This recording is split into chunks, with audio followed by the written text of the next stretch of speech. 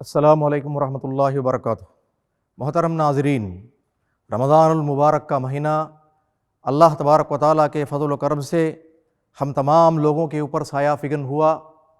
بڑے خوشی سے، بڑی محبتوں سے، بڑی چاہتوں سے ہم تمام لوگوں نے اس کے روزے رکھے، اس کے اندر صدقہ خیرات کیا اور خوب جم کر اعمال صالحہ ادا کیے۔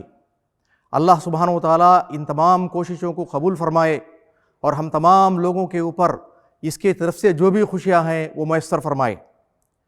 عید کا موقع یقیناً خوشیوں کا موقع ہے۔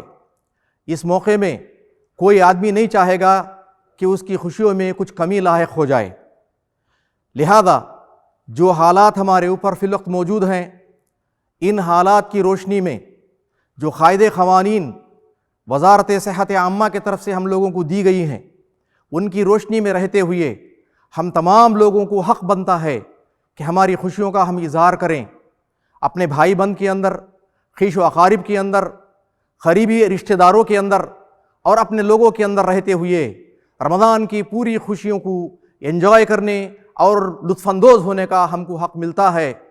تقبل اللہ منا منکم صالح الاعمال، کل عام وانتم بخیر، جزاکم اللہ خیرا۔